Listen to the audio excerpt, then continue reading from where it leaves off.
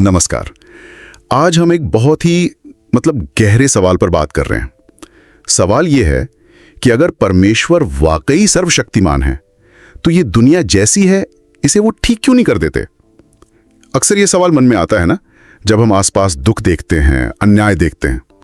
तो चलिए आज इसी मुश्किल सवाल को बाइबल के नजरिए से समझने की कोशिश करते हैं। देखते हैं हमारे स्रोत क्या कहते हैं। तो शुरुआत करते हैं बिल्कुल शुरू से। स्रोत बताते हैं कि बाइबल के हिसाब से शुरुआत ऐसी बिल्कुल नहीं थी। हाँ बिल्कुल। उत्पत्ति की किताब जो पहली किताब है उसमें साफ लिखा है, चैप्टर 1 आयत 31, कि जब परमेश्वर ने सब कुछ बनाया तो देखा कि वो बहुत ही अच्छा है। बहुत ही अच्छा मतलब परफेक्ट, कोई दुख नहीं, कोई बुराई नहीं। एग्जैक्टली। शुरुआत में परमेश्वर की योजना में ये सब नहीं था। तो फिर सवाल है, ये सब आया कहां से? गड़बड़ कैसे हुई? हाँ, ये एक अहम मोड़ है। स्रोत हमें रोमियो की पत्री की तरफ ले जाते हैं, चैप्टर 5 आयत 12। वहां बताया गया है कि बुराई असल प्लान का हिस्सा नहीं थी। वो एक मनुष्य यानी आदम, उसके पाप की वजह से दुनिया में आई, और पाप के साथ साथ मौत भी। अच्छा, तो ये परमेश्वर की क्रिएशन में कोई कमी नहीं थी? नहीं, बाइबल के अनुसार तो नहीं। ये इंसानी हरकत पाप और उसके नतीजे से जुड़ा है। तो ये इंसानी चुनाव का नतीजा था, और यहीं पर वो फ्री विल वाली बात आती है ना, स्वतंत्र इच्छा। बिल्कुल सही। स्रोत इस पर बहुत जोर देते हैं, जैसे व्यवस्था विवरण चैप्टर 30 आयत 19 में, जहां परमेश्वर कहते हैं कि मैंने तुम्हारे सामने जीवन और मृत्यु, आशीष और श्राप दोनों रख दिए हैं। और फिर कहते हैं तू जीवन को चुन ले, चॉइस हमें दी गई है। हाँ, परमेश्वर इस चुनाव को, इस मर्जी को बहुत महत्व देते हैं। स्रोत कहते हैं प्रेम में जबरदस्ती नहीं होती।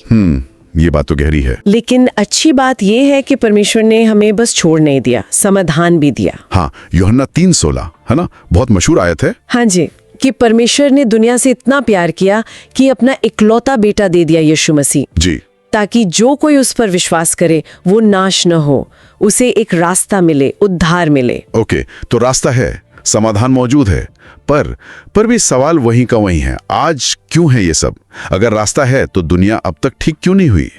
परमेश्वर इतनी देर क्यों लगा रहे हैं? हाँ, ये सवाल भी बहुत स्वाभाविक है और स्रोत इसका भी जवाब देते हैं। पतरस की दूसरी पत्री का जिक्र है, चैप्टर 3 आयत 9। वहां समझाया गया है कि ये असल में देरी नहीं है, ये परमेश्वर का धीरज है, सब्र। धीरज? किस बात का धीरज? धीरज इसलिए कि परमेश्वर नहीं चाहते कि कोई भी नाश हो। वो चाहते हैं कि ज्यादा से ज्यादा लोगों को मौका मिले, मौका पछतावा करने का, अपने पापों से मुड़ने का और उस उद्धार को अपनाने का जो यीशु के जरिए मिलता है। अच्छा, तो ये एक तरह का ग्रेस पीरियड है, एक मौका। हाँ, आप ऐसा कह सकते हैं, एक मौका, ताकि लोग सही चुनाव कर सकें। तो अभी धीरज का समय है, लेकिन क्या ये हमेशा चलेगा? क्या कभी अंत में कोई हिसाब किताब, कोई न्याय होगा? हाँ बिल्कुल। अगर हम पूरी तस्वीर देखें तो बाइबल भविष्य में एक फाइनल समाधान की बात करती है। प्रकाशित वाक्य की किताब है, बाइबल की आखिरी किताब, उसमें जिक्र है, चैप्टर 20 आयत 12, एक आखिरी न्याय का दिन जब सब कुछ सामने आएगा। और उस दिन क्या होगा? लिखा है कि हर एक को उसके कामों के अनुसार न्याय मिलेगा, और उस समय बाइबल के अनुसार सारी बुराई, सारा दुख सब खत्म कर दिया जाएगा।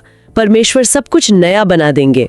तो अगर हम इसे समेटें तो बाइबल का नजरिया कुछ ऐसा लगता है, शुरू में सब अच्छा था। हाँ, फिर इंसान के चुनाव से पाप और बुराई आई। बिल्कुल। फिर परमेश्वर ने उद्धार का एक रास्ता दिया यीशु के जरिए। सही। और अब वो सब्र कर रहे हैं ताकि लोग उस रास्ते को चुन सकें। हाँ, धीरज दिखा रहे हैं। और आखिर में एक न्याय होगा और सब कुछ ठीक हो जाएगा, एक नई शुरुआत।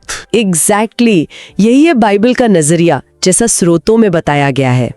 तो सार यही है कि परमेश्वर दुनिया को ठीक कर सकते हैं और करेंगे भी। बिल्कुल। लेकिन वो एक प्रोसेस के तहत काम कर रहे हैं, जिसमें इंसानी मर्जी का सम्मान है, उद्धार की योजना है और अंत में न्याय भी है। ये दिखाता है कि वो सर्वशक्तिमान होते हुए भी अपने स्वभाव यानी प्रेम, न्याय और हमारे चुनाव के सम्मान के अनुसार ही काम करते हैं। ये पूरी बातचीत सुन के एक ख्याल आ रहा है, अगर ये स्वतंत्र इच्छा, ये चुनाव इतना ही अहम है जैसा बाइबल बताती है, तो आज हम जो चुनाव करते हैं, हमारे व्यक्तिगत फैसले, उनका दुनिया की हालत पर क्या और कितना असर पड़ता होगा, ये सोचने वाली बात है ना?